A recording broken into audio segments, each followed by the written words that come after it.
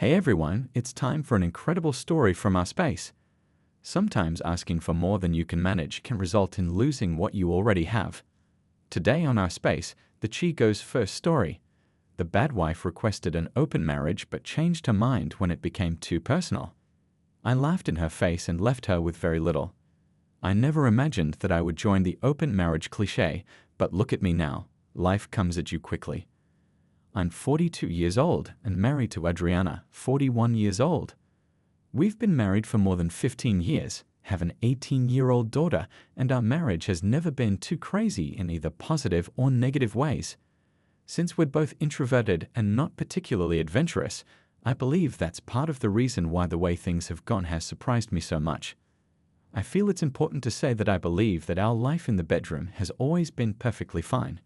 Sure, it got to a point where things were a little boring, but after a conversation, we decided to be more vocal about the things we wanted to try. Since then, I believe that the intimate aspect has improved. I used to worry about that because married couples tend to become less frequent over time, but we are generally protected against that.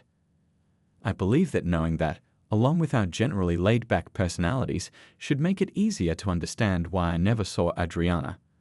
As far as I knew, she wasn't even very loose when she was younger, so of course, with all of this in mind, you should be able to understand why I was completely smitten. She surprised me by telling me one random weekend that she wanted to talk to me about something. We sat down, and she explained that it had to do with our bedroom life. As I mentioned earlier, we've discussed changing things up in there, but the main difference was that it never seemed as serious as it did that day. She didn't even try to soften the blow. She just said, "I was thinking about us opening our marriage honestly." It was such a confusing phrase to me because I never would have thought that she would be considering an open marriage, so I had to consider what open meant in the context of. When it finally clicked for me after 10 seconds or so, I looked at her in confusion and asked if she was serious. She simply nodded. I asked her what had caused this, as she had never shown any interest in it before. I made it clear to her that an open marriage was a huge thing to try and introduce nearly 2 decades into a marriage, and she said that a longer marriage was actually an even better reason for an open marriage because it was a way to keep things fresh. I shook my head at that because it sounded so ridiculous. I asked her if she was satisfied in the bedroom, but she claimed that wasn't the issue. I'm sure she thought it sounded clever, but she claimed that it was like eating the same cheese every week. She assumed that occasionally trying something new would be beneficial and that it would also help her appreciate the old cheese more. I suppose she felt that way to cheer me up, but that wasn't the case. I told her that I appreciated her explanation of the situation, but that I wasn't even close to willing to participate in an open marriage because I didn't want to sleep with anyone but her, so it wasn't a compelling idea to me. There was a lot of back and forth, and I won't bore you with all of that, but eventually Adriana told me that she didn't think she was going to let go of it anytime soon. She said that she had really thought about the whole thing. It wasn't some kind of spontaneous thought. Then she tried to sell me the idea, telling me that I'd be able to bring some freshness into the marriage after 15 years. That's when I noticed she started to get a little frustrated. Perhaps this was because she had hoped that things would go much more smoothly than they actually did. She painted scenarios of me having sex with women I meet at bars, the gym, and so on, and it was precisely because of those scenarios that I realized what must have led to this. They sounded like the plots of adult videos, but as far as I know, she doesn't watch that very often. That's when I realized that the idea was most likely not from videos, but rather from books. She was a big reader, so it had to be an idea that was derived from reading way too much smut. At that point, everything made sense. I remember staring at her for a while and thinking how much this request did not seem like her, but she was so insistent on it that it just made me realize that you can never truly know somebody. She has always been a one-man kind of woman, at least as far as I believed, but she was showing me something different because I've been cheated on in the past, and I've dealt with trust. She must have read a book where they made open relationships look hot and exciting, and now she wanted to give it a try, not realizing that the book would obviously not give a glimpse into all the ways that such relationships suck. The idea of an open marriage was something I couldn't handle because it was evidence of a way of thinking that I can never get behind. It felt like I had been living a lie with her for years, even though I knew it might have been a new relationship. Relationship problems without numbers. How are you supposed to trust someone you know who walks out of the house to be plugged by other men and then she returns as if nothing happened? Fought for her, so I just looked at her and made sure to express how little I wanted to do. Part of me hoped that she would say that I shouldn't bother her any longer and that she had changed her mind, but instead she just stared at me, clearly not expecting my response to be what she had been waiting for. She wanted to hear me say yes to the entire thing, and eventually I said yes so that we could move on. I asked her if there were any rules we needed to follow, and she said there were none at all. That didn't sound right to me, but I didn't consider myself an expert on open relationships, so I asked. When I finally decided that we couldn't do this anymore, I had a strong feeling that she might have wanted to sleep with someone a little too close to home, and that she was doing all of this to give herself a pass without it being cheating. I saw it as clear as day, but the thing is that I know that I want nothing else to do with her. She stated that it would feel unnatural if we distanced ourselves from people with whom we naturally have a connection. Perhaps I've been reading too many open. I'm not a bad-looking guy, so I'm going to enjoy this as much as I can in the meantime. I'll find a divorce lawyer and have him ready to go as soon as it's needed. I'll be sure to let all of you know any updates where there are reactions. Nevertheless, asking for an open marriage was such a slap in the face for me. It feels like a blight on a relationship that has been going well for the past few years, but if she wants it that badly, I'll give her what she wants. I feel like no one wants to hear that, and if she's asking for an open marriage, she's probably already opened the can of worms without you even knowing. Update 1. Well, this whole open marriage thing has gone haywire, and the best part is that the person who wanted it the most is crying her eyes out over the whole thing. I suppose it helped a lot that I had already signed out of the marriage mentally, because it seems like that wasn't a bad decision after all. The first 2 weeks or so seemed to go pretty smoothly, and I wasn't sure if she was really sleeping with other people or just not telling me about it because we hadn't talked about whether or not we would be talking about the things we did. I wasn't planning to brag, but I would find sly ways to let her know about things that seemed much better to me. It wasn't until after the first 2 weeks that I noticed her looking really nice, and when I asked her if she had a date, she gave me a look like I was foolish before pointing out that we were in an open marriage. I obviously hadn't forgotten that, given that I'd tried to change her mind 3 times in 2 weeks, but she refused to budge. I told her that I thought it would be purely physical, not typical romantic things, but she became angry, so I just dropped the conversation. But that's when I decided I was going to take the matter seriously and wanted to show her how foolish she was to even suggest this idea. I didn't know who she was going out with, but since she was the one who said no one was off limits, the first thing I did was call Susan, one of her. I had met Susan's coworkers countless times, but I could always tell she liked me because she would laugh at the simplest things I said, get extra touchy if Adriana looked away for a few seconds, and send me cute messages on special occasions. The problem is that, even though she was older and not my type, I knew she would be the ideal person to start with if I wanted to make things sting at some point, so I sent Suzanne a message saying that she just came to mind, and I wanted to say hello, even though I had never texted her. I knew that would definitely catch her attention because I had known her for a long time, and it did. She responded with such energy that I could tell she was giddy, so we talked for a long time before I finally told her that I would love to take her out for coffee and talk to her. She wanted to do that the same night, but I told her that we should wait until the following day. When we finally met, I felt like she was dressed too nicely for coffee, but I knew she was trying to impress me, so I appreciated her effort. Regardless, we started a little conversation, and as soon as I could, I casually let it drop that I think she must have been against the idea like everyone should be, but then she realized she'd never have a chance otherwise. I don't even know who would want to sleep with me. It felt like I was setting up a chessboard, and Susan was making the exact moves I wanted her to because why? After a long pause, her response was so quiet that I wanted to ask her to repeat what she had said. My wife had suggested that we get married in an open marriage. She responded, but I wasn't going to put her through that much discomfort because I needed her as much as she needed me.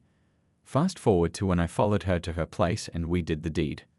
I must admit that if I were a less egotistical man, I might have stayed for the benefits of an open marriage. It was refreshing to have sex with someone new, but I wouldn't have suggested it. I was just carrying out the routine Adriana requested, and it was pleasant. However, I realized that I would have to dial up until 11 o'clock when I received a call from Eddie, one of my guys, told me he had something really serious to talk to me about, and we met up shortly after. Eddie also told me that my wife had contacted him, and after much pre-planning, she asked him if he knew that we were in an open marriage. He replied that he did, since he was one of my closest friends, so I wasn't going to keep something that important from him. She seemed relieved, and then she got to the point, saying that she would love it if they could get together.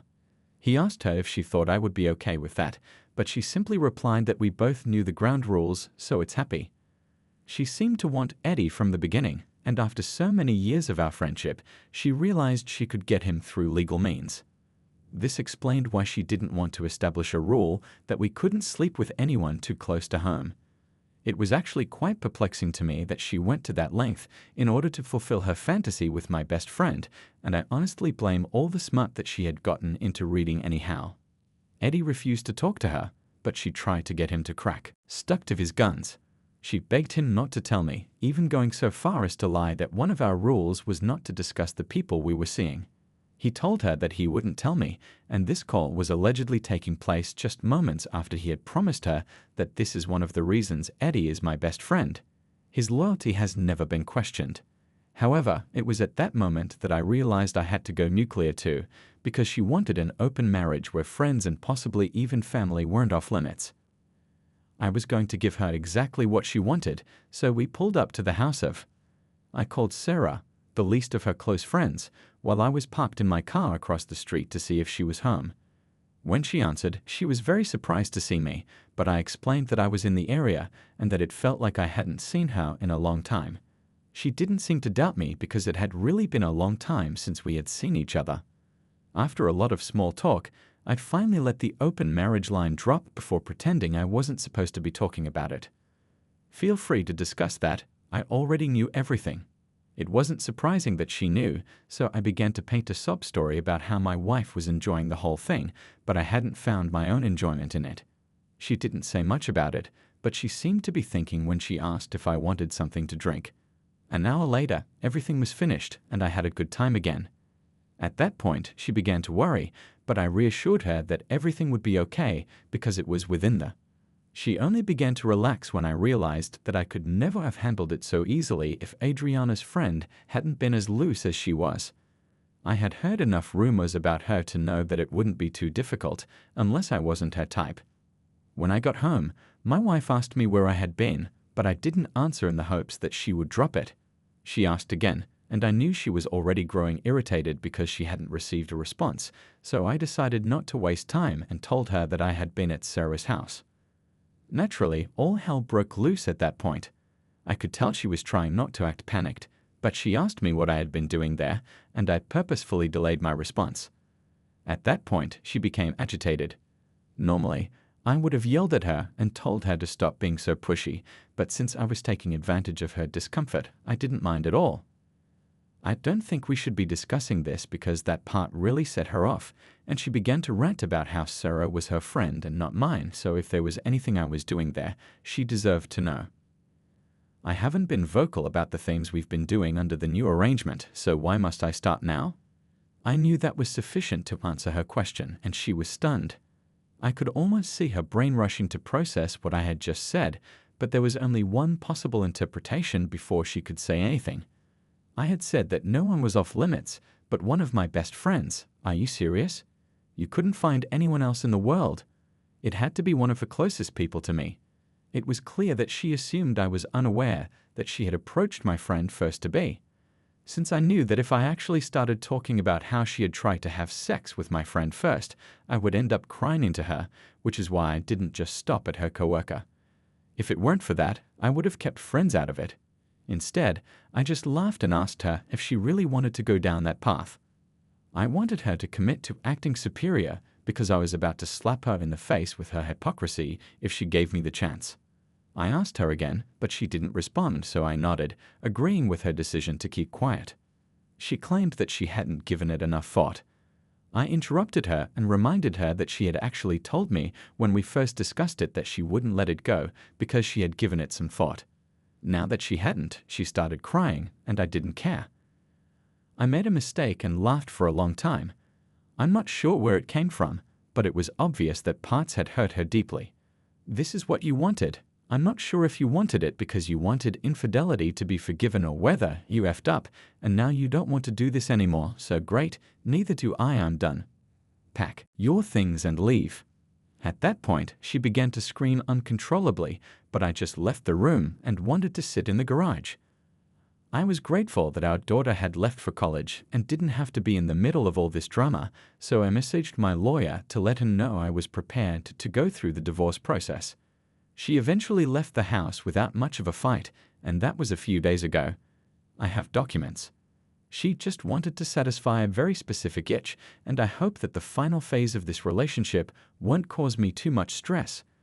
Her actions had consequences, and she obviously didn't expect hers to come back around so quickly. On another note, it's great that your daughter is out of the house and won't have to witness any of Update 2, and all I can say is thank goodness the entire saga is finally over, and for that I can't be any more. Since this was someone I was married to for 15 years and had known for a few more years, I'd be lying if I didn't admit that after everything, I feel incredibly empty. Anyway, I'll skip over the boring part, which is that I got someone to serve her with the paper. She called me and became angry, which wasn't surprising.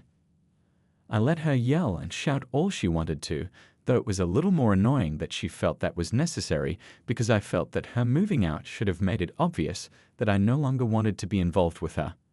She went into pleading mode after I sort of calmed her down, but I had nothing to say to her because I had probably given the decisions and the open marriage that had led us to this point a lot more thought than she had. She called me several times after that, and once she even came over, I believe in an attempt to seduce me, but it didn't even get her that far. From there, we moved on to the actual divorce process, and it seemed like she wanted to bleed me dry. For reference, I work in marketing at a company headquartered in our city, and she works as a teacher, and I've always made more money than her, so that really put me at a disadvantage. Fortunately, my lawyer was excellent, and he made me go through all of my texts to find any evidence that the open marriage was her idea. He knew it might not change anything if we didn't get the right judge, but it was worth a try. One day, I was at work, and I asked her to reconsider the decision, and fortunately, she was adamant. I'd also received texts from her acknowledging that the open relationship and wanting to involve my friend was the wrong move, so it goes without saying that we wouldn't concur on a split. I was relieved that we didn't have to deal with a custody battle, but things ended pretty quickly when we had to appear before a judge. The judge viewed the case as one in which a woman selfishly destroyed a relationship for physical reasons, and he didn't think the decision was as bad as it should have been. He acknowledged my point that things probably wouldn't have gone that way if she hadn't made a decision that she later regretted, but he also understood that given the significant, he couldn't leave her with anything because of the difference in our income, which was disappointing, but nothing my lawyer said would make him change his mind, so she ended up receiving a 5-year alimony arrangement. To be honest, I could have done without that money, but I'd prefer to have had the house and the car, which was satisfactory enough for me. As the cherry on top, I texted all of our friends and family to let them know about our divorce, making it look bad and saying that I wouldn't be going into specifics to protect A's privacy. After repeatedly telling them what had happened, I'd finally told them that I had received a few angry calls from her after some of them had said a little too much to her. Again, I didn't care all that much, but yes, that was the end of my 15-year marriage. It was a foolish way to go, but I came to the realization that I would spend the next 40 years of my life alone, hopefully, rather than with someone who had chosen to sleep with other people instead of reaction. 5 years of alimony might remain, but it's still a victory to keep the house in your car and know that you stood your ground. The fact that you would prefer to move on without her than to remain with someone like her sets the tone. If you were in her shoes, what would you have done differently? Thank you for joining us in our outro space today. Please make sure to like, subscribe, and hit the notification bell so you don't miss our next video until next time. Duration.